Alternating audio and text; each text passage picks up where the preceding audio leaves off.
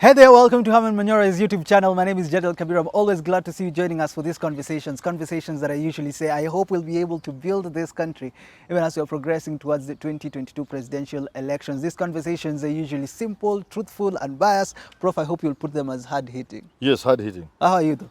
Wonderful. Just good. Good. How's life for you? I've never asked you that. Life is good. I take my life easy. I'm not ambitious in terms of wanting to be rich or anything. I'm a simple man, and that has served me well. One step at a time. Yeah, it just served me well to be a simple person. But are you really simple? You know, I'm simple. I live a simple life. I don't want to own property the way everybody's dying to own property, to have billions. So that makes me a happy man. You're not part of the 25 billion that Interpol is chasing. What do you even do? What would I do with it? I listened to your video. What would I even do? If somebody gave me a billion, I'll run away. I will not take it. It will spoil my life.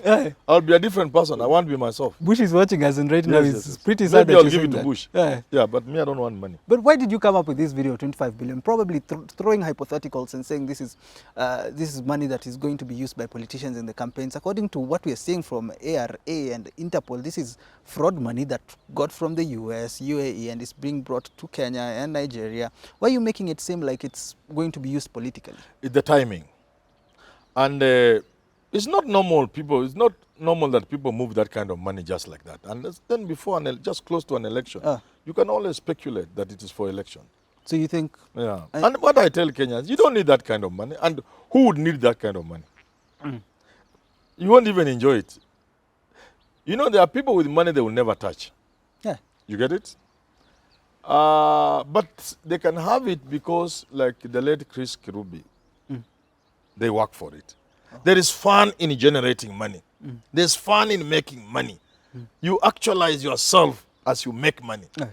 When at the end of the year you are 2 billion, you look now you are worth 3 billion. There is satisfaction you get when you create wealth. You know? Yeah. It's not even making money, earning money through business, enterprise. But if somebody just brought 25 billion and gave you, there's no satisfaction in making that money, because that's just making money. And you can't even use it. Even if we gave you 300 years to live, you can't even touch it. Even the interest, you can't even. The interest on 25 billion alone will run into millions of shillings per day, I'm sure. Yeah. Yeah. So what would you do? So you can't even finish the interest. Watoto too. Watoto yake huwezi. You can't play around with it like Elon Musk, buy Twitter, buy YouTube, buy all these things. You know, someone was saying if someone gave you 500 million and you are banked, I think you'll be forced to use, like, I don't know, 50,000 per day, or you'll use a lot of money per day for you to finish it. So, and you will not finish it. But why did you call out Ruto? You did elimination, and you said... I did not call out Ruto. I said they are saying he's a top politician.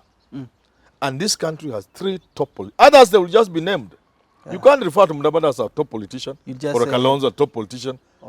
They are top politicians in the Kenyan parlance. When people talk of a top Kenyan politician in this particular time, they only have reference to Uhuru, Raila, and Ruto. They may be wrong, but that's how. When people talk of a top politician, you cannot go beyond those 3. So for the others, they would have been named. Yeah, they are small people. So top 3. Then I say, is it possible Uhuru can, through these other banks? No. If he had to do it, he'll do it through his own bank. He has a bank. And he's not campaigning. He's not running for office. And in any case, he would use his own bank. You leave him out. You go to Raila. I said, Raila, going by the kind of person he is, although people change, if you look at his history, he's unlikely. How will he live with himself? How would Raila live with himself? How will Raila live with himself? How will Raila go to bed? You think he can't? How would Raila look at himself in the shaving mirror after moving in the country 25 billion, which can destroy this country, for which he has fought so hard, almost died, sacrificed so much? How would he feel? You know, there are limits to what a human being can do. But people change. Then I say, if he had to do it anyway, why wouldn't he do it using Uhuru's bank? Because now they are with Uhuru. But I also said, finally, if Raila needs money for campaign, there are many people sponsoring him. Mount Kenya Foundation, which in that video I call Mount Kenya Mafia. They are there. They are there to support him. Uhuru is there to support him. He is also a rich man. Why? He wouldn't need that kind of money to bring from outside. That leaves you with Ruto. If the top politicians are 3. Remember, there are also others. I know they are there, but the country, Only in reference to 3, to top politicians, can only be from those 3. So that leaves you with Ruto. And I said it is in his own interest to come out open and tell Kenyans, hawa watu wananitafuta. Wananitafuta, wameona nimewashinda, sasa wananitafuta. They have tried everything, now they have come up with this. So I'm actually being good to Ruto. I'm helping him. But will that Because really I'm wondering, how can Ruto be the man of the economic miracle for this country? Be the one to bring in money that can destroy the same economy? Okay. Mine is just logical. But isn't ignorance I'm sometimes basing myself helping? on logic and nothing else. If he decided to go mum on it and That's not his talk problem. about it, Everybody will think it is him. I'm not the only one who will do the elimination. Other Kenyans are also doing elimination. And if you read in the print media, in the media, especially social media, they are saying it's him. okay. And it could be wrong. Before we get into today's political conversation, let me remind you about isorite.com. Isorite.com is a global merchants platform that is there to help you get clients for your products. If you go to isorite.com right now and you list some of the products that you currently have, let's say you have clothes, you have bags, you have shoes, you have property, you have cars that you'd like to lease, go to isorite.com, sign up right now and list some of the products that you have so that people can be able to sign up to the platform as well and buy your products. And if you also want to rent something, let's say here in Kenya or in America, you can go to isorite.com right now, check out some of the apartments that have been listed there, the properties or even cars that are there, assets that are there for you to list. Check out what you want at isorite.com and I'm sure you'll be able to get it on isorite.com. As we usually say, Isorite, it's all right. Last week we were in mourning, Prof, and President Mwai Kibaki had passed on, but some words from Deputy President William Ruto sparked a lot of conversation online during his eulogy to the former president. Him talking about Kibaki being the greatest president this country has ever had, calling Uhuru only a student. Some say this is belittling the president. Professor Makau Mutua, Raila Odinga's presidential campaign secretariat, said this is belittling. It's not good for him to have said that in such occasion. Is this good for him going there saying what he said about the president? You know, there's no doubt Kibaki is rated highly in this country. I may have my own reservations, but he's rated highly. Okay. So for anybody to say you are his student, it cannot be negative. It can only be positive. Oh. Yeah. So it's not belittling him? No. What would have been belittling is what I heard people say. That he said Kibaki was the best president this country has ever had. That will be bad. He said he's the greatest I don't president. think he said that. But I have a way of listening to things. He didn't say that. But when you look at the conversation right now, it's all about, I think on Twitter, the same day what was trending is pettiness. The president refusing to shake his hand, going with this signature of COVID style of shaking hands. Is it that bad for President Uhuru Kenyatta and Deputy President William Ruto? Is it that bad for the I thought I saw the president do that for everybody. You know me, I talk for all these people when they are being attacked unfairly. What Ruto said, for example, is that he was the greatest that Kenyan got. That means he was greater than Jomo Kenyatta and greater than Daniel Amoy. And it stops there.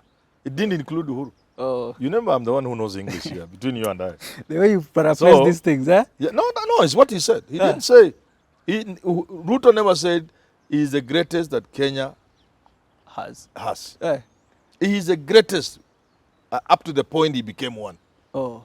You go back to it and listen to it. Okay. And therefore it did not include Uhuru.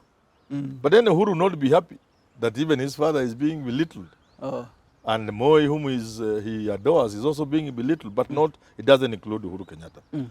And so the other one you are saying is about pettiness trending. Uhuru again, we must defend Uhuru Kenyatta. I saw Uhuru Kenyatta doing this as he was moving to sit down. So if he did for everybody, why would you single out Ruto? So we should not make a fuss out of it. Come on. Those are small things. But of course, later on, he greeted the Ethiopian president, I think. Some of those other presidents. He did. You know now, eh? Yeah. At that level, and the COVID being now at least where it is, it will be really uncalled for. And it will not be a good diplomatic gesture for the president not to greet the Ethiopian president, that lady. what I saw in the at the Parliament building, Yeah. I think he greeted the family members. And that's quite different. Kina Jimmy Kibaki, I think. Yeah. But not anybody else. Do you think it's all about COVID? Or it's just Yeah, him, it's not, about COVID. him deciding not to greet No, the it's just President COVID. William Ruto? It's just that's how where we are in COVID. Yeah. Remember, they are saying the sixth wave is just round the corner. Yeah. So the president maybe it's just a COVID protocol. I choose not to read anything into that. Listen to what Deputy President said during the funeral Even service. when the president, there are people, there's a photograph or a picture, I don't know which is which, Yeah. where Uhuru is doing this or his hands are like this, and the Ruto seems to be extending his hand. No, he's not extending his hand.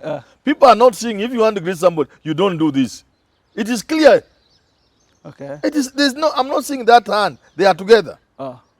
Lakini watu wanatafutia tu. The people who are talking of pettiness in reference to Uhuru Kenyatta are themselves extremely petty. Yeah.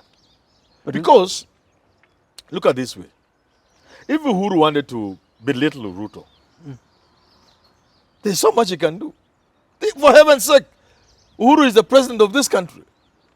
Head of state, commander-in-chief. What is it he can do to Ruto if he wanted? If he really wanted to be petty or to do things, there are many things he can do. So I choose not to see that greeting as an issue. It's not an Those issue for people you. are the ones who are petty.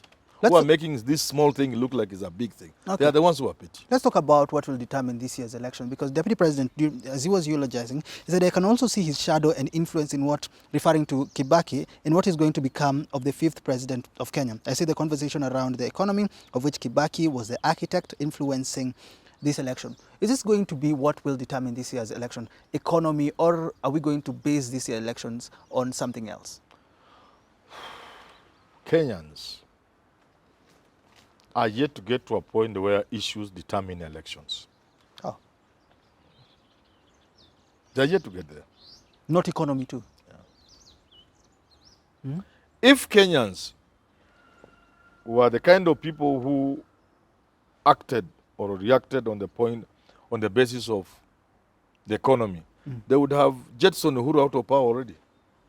Oh. Yeah, because there's so much suffering around. Same Kenyans, Jadel, are going to elect the same people who are making their life difficult. I'm going to do a video to tell Kenyans just how useless they are in terms of they don't know the role of an MP. The MP is a person whose role has not been understood. It is the MP who makes your life miserable or good in almost every respect, including the suffering we are going through, including the pain. If Parliament decided to ease the pain from Kenyans, they will do so. Do Kenyans care who they elect to Parliament? That's why we are useless people. We elect the most stupid people to Parliament. Yet they are the people who hold the key to our success, to our suffering, to our pain, to our happiness. So I'm not convinced that Kenyans will vote in a president on the basis of really issues. So looking at... Because if they were to look at, if you say people are voting on the basis of issues, whether that issue be economy or not, in a sense what you are saying, perhaps without knowing, is that Kenyans are people who think through an election, look at the candidates they have been offered, act like rational human beings. Now, if a Kenyan were to be judged that way, he acts rationally during an election, he's an intelligent human being, he's a thinking human being who knows what is bad, what is good, who knows what kind of person can be president and who cannot. Would Raila be contesting against Ruto? There will be no contest. No contest? There will be no contest. Huh? I mean, how can you compare Raila to Ruto? Where is the contest? Ruto will not even be running, because Kenyans will just tell him, how can you be running against Raila? Please give us a break. So Kenyans are not going to vote for Raila or Ruto on the basis of reasoned judgment. So even that they are going to look at issues, the economy. Perhaps if they looked at the economy, they can only elect Manyora. Now, none of these guys. Because none of these guys is coming up with a transformative agenda. Not the social welfare one for None Raila. of these people will change this country. None of them will change the economy of this country. Even bottom up? None of them. Only Manyora can change this country. Because there are tangible things I will do. But and they are not mentioning those things. None of them is mentioning taxation. Before you change the taxation in this country, you cannot develop this country. Okay. As long as Mama Mboga analipa VAT, the same with a man who stays in Karen, you cannot talk of social welfare. Even so, you're going towards Ruto's side. So long as the Chinese are finishing us in this country, you cannot talk of developing this country. None of those guys is talking about it. So long as we have opened ourselves to receive the worst goods, the worst, which can never be sold in any other country, even a poor country, from China and elsewhere, you can never develop this country. But what then will determine this year's elections? So it's not that. It's not economic. If Kenyans who are looking for a man to change this country, they will look for people like Manyora to make president. But they are not looking for change. But the deputy president spoke about... If Kenyans are talking about, for example, food security, I was debating in 2017 on Citizen TV. I think it was Koto or one of no somebody. Yeah. So I think it was somebody from that party. Yeah. And I told him, my friend, you want to change this country beyond Raila and Kinahuru. What will you do? Table one thing here you'll do. Mdomo likataka kufunguka. I told him, if it is Manyora who wants to change this country, for example, in terms of food security, you cannot bring food security before you solve this land issue, land ownership issue. Who between Raila and Ruto is touching that issue? None of them can touch land ownership issue. Okay. Simple things like maize seed. How can you improve food production in this country? And yet people are selling all manner of fake seed. And yet the government can just provide free quality seed to all farmers, free, because it won't even cost them anything. Through Egerton University, University of Nairobi, Kibwezi, 30,000 acres, Egerton, Seuku, thousands of acres of land, with all the expertise, with the Carlo, is it curry, you call curry.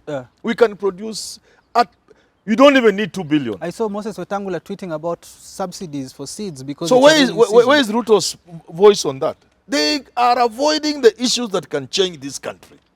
Let me ask so you. leave them out. Let's just vote for them. Because they are good people. Let's wrap they it are up. good Kenyans. Let's vote for them. Not because they can change this country. What will determine then these elections? What do you think is going to make people vote for Ruto or Raila?